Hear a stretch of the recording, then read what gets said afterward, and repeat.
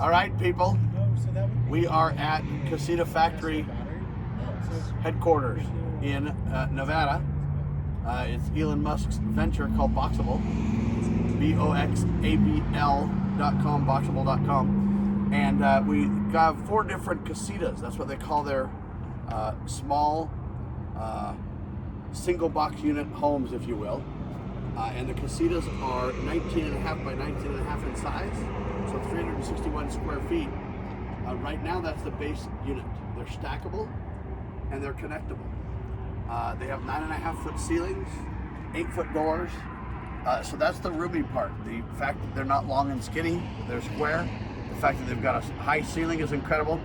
And so they've got 4 different casitas that we're seeing today. The difference in them primarily is what's inside them, the look and the feel. One's like a cabin. The one we're seeing now is kind of the first one that they show, which is pretty much the basic model. But this one's fascinating as you go in to a very nice, roomy casita. Huddle up in the nighttime area of the casita. Here you'll find the bathroom next to the bedroom. Exactly.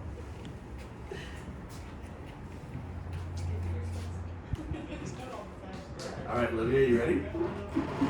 Yep, I'm just showing it. So to the right, you've got, of course, your kitchen, and at the front of the house, they divide the house into different sections, is what they kind of call them. The front section is kind of your gaming life section, where you spend your time with your friends and loved ones, and where the kitchen is and the cooking. It's got full-size appliances and everything. As you work your way to the back of that house, you get more personal, if you will. You get your bathroom, you get your bedroom, you get your laundry room. And then you've got this center divide. This is called, I guess, the casita closet kind of a thing. It's really a, what do they call those, Julie? Yeah, but there's a word in normal life that we use for something like this. Divider? An armoire. Yeah, like an armoire, kind of a thing, armoire, kind of a thing. I know it's not exactly like that because it's more high tech, but it's designed to basically put your TV in your mirror. The TV can turn around either direction. But it's really designed in a square box with high ceilings, very small. Everything is multifunctional in here too. So everything that you use can be kind of converted to different surfaces, different uses, etc. So for 361 square feet, you're getting a ton of usability. It's airy and roomy. It's got the ability to have normal heat and normal AC. So we walk down to the Nevada sun, hotter than all get out outside. We come in here and it's cool, air's flowing, so it's very nice.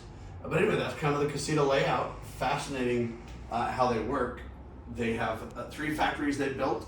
They're working on another factory to really increase production. What's that factory called? Boxzilla. There you go. And the idea is to start cranking them out. Right now they're bringing out 2 units a day from their main factory. The next step will be literally a unit per hour.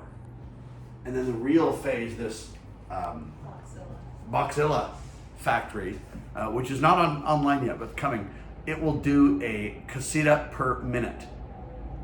And then they are beyond that planning to scale and franchise, what do you call them, Boxzilla factories, I guess you could say, which will scale it even further to where we'll be able to make just, I don't know how many units per day, but it'll be incredible. And so right now people are on waiting lists for this.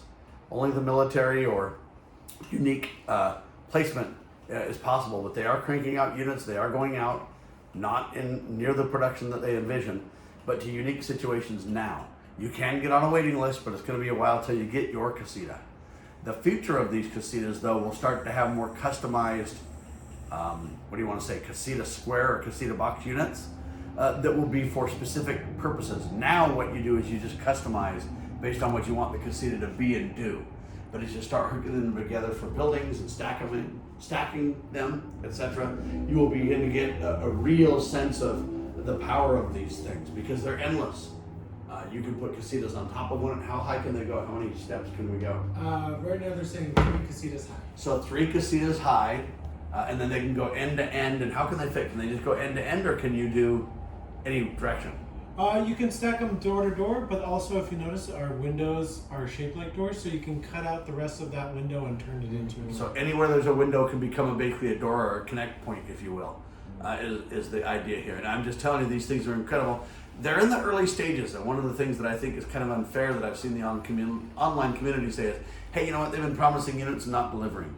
There's a lot to this, folks. To get a whole system up, it's not just the ability to get the materials together and get the technology working. That's all done. You can see it right here.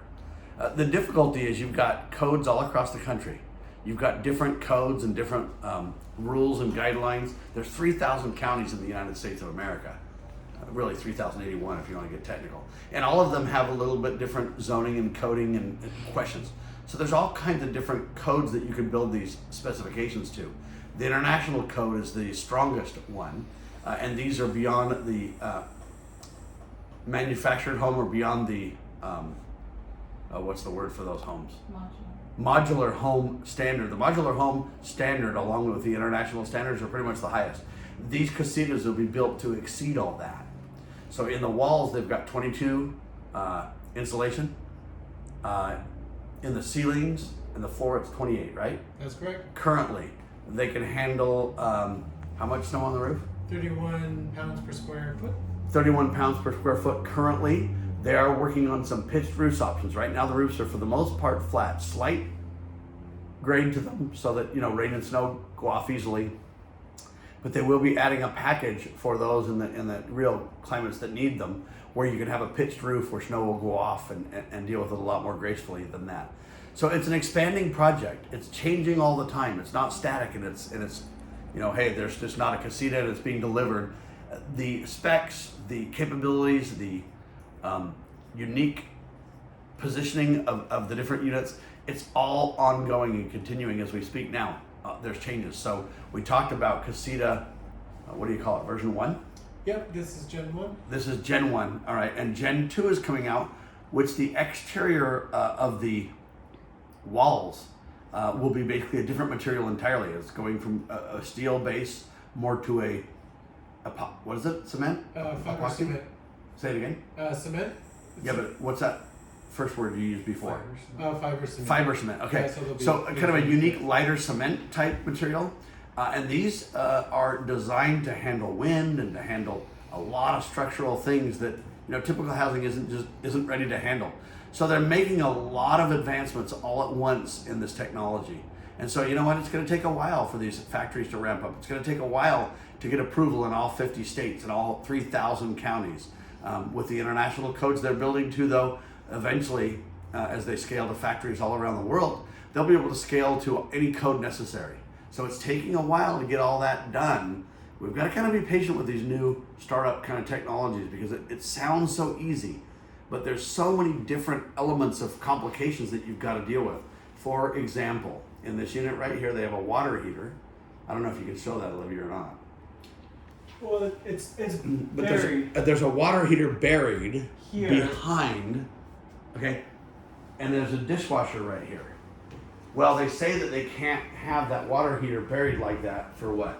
Code reasons? For code reasons, For for code accessibility. So, yeah, unfortunately, this dishwasher is going to go bye-bye, and they're moving for the ones coming off the line now. The water heater is going to be going in here. But I bring that up just to show you one example of the complicated. This is complicated, people. I grew up in the construction business, and it's very complicated of all the different details that you've got to work on. It's not something that you just simply say, oh, you know what, we got these built, it works, it's great. Now, there are special situations where people are living in them now, as far as I understand. Elon Musk lives in one, right? Or at least he used to. He has one, yeah.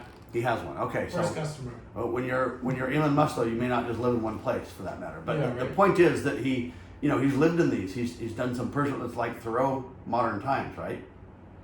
Thoreau lived in an ancient cabin in the 1800s. It's legendary if you don't know about it. Check it out.